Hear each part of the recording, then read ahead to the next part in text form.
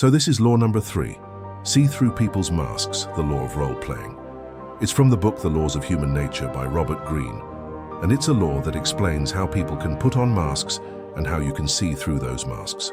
It says that everyone plays roles in life, whether they're playing a role as a son or daughter, brother or sister, boyfriend or girlfriend, husband or wife, employee or boss, waiter or customer, man or woman, and so on.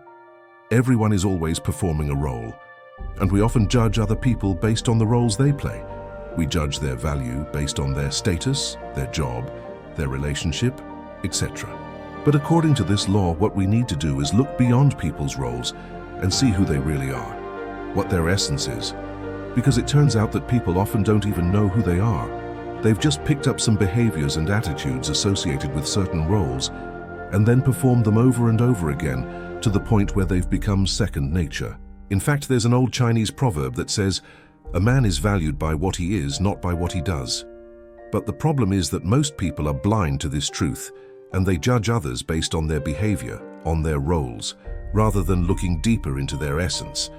So let me give you an example of someone who didn't fall for other people's masks. This is a story about a famous investor named Charlie Munger. When he was young, his father gave him a piece of advice that changed his life. His dad told him, "Never look at the person who sits behind the desk. Always look at the person sitting in the chair." Young Charlie didn't understand what his dad meant, so he asked him to explain. And his dad said, "When you come across a person in a position of power, like the person sitting behind the desk, don't be intimidated by their position or their apparent importance. Instead, try to see through their facade and recognize that they are just people in the same situation as you. They have the same needs, desires, and fears. Don't let their status or their position prevent you from treating them like equals." This advice profoundly impacted Charlie's life and helped him become one of the most successful investors of all time. He learned that by looking beyond the superficial cues of power and status, he could connect with people on a deeper level and build genuine relationships. Now, it's important to note that seeing through people's masks doesn't mean being cynical or judgmental. It simply means being aware of the complexity of human nature and recognizing that people are more than their roles or their circumstances. By understanding this, we can treat people with more empathy and respect and also avoid being fooled by their facades. In the book, Robert Greene introduces us to another concept called the second language. According to him, our everyday speech is just the first language, while the second language is the realm of human interaction, reading people, body language, subtle gestures and expressions. It's a different kind of communication that goes on beneath the surface of our words.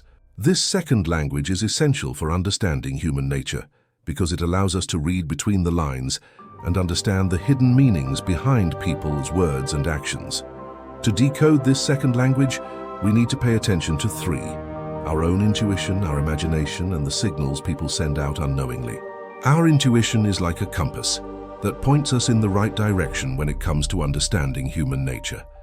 It's that gut feeling we get when we meet someone for the first time and we just can't shake off the feeling that something isn't quite right. It's important to trust our intuition and not ignore it. Next, our imagination is also crucial because it allows us to put ourselves in other people's shoes and understand their motivations and desires. By imagining what it would be like to be in their situation, we can better understand why they behave the way they do. Finally, the signals people send out unknowingly are also important clues to understanding their true motivations and desires. For example, the way they dress, the car they drive, the kind of music they listen to, all of these things can tell us a lot about who they are and what they value. By developing our observational skills, we can become better at decoding the second language of human interaction and understanding the hidden meanings behind people's words and actions. And this brings us to the third book on the list, The Art of Impression Management by Edward B. Berger. This book teaches us how to make a good impression on others and manage the impressions we give off to the world. It's important to be aware of the impressions we make on others because it can significantly impact our interactions with them. Whether we realize it or not, the way we present ourselves to the world shapes how others perceive us and interact with us. Therefore, it's essential to learn how to make a positive and lasting impression on others and how to manage the impressions we give off intentionally. The art of impression management teaches us that everyone is constantly evaluating everyone else and forming opinions based on their observations.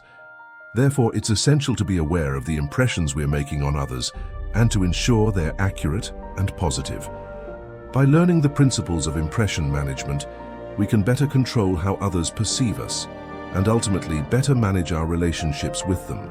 So there you have it, a powerful law of human nature that can help us see through people's masks, and a couple of books that can help us develop our observational skills and the ability to read people. If you like this video, stay tuned for more.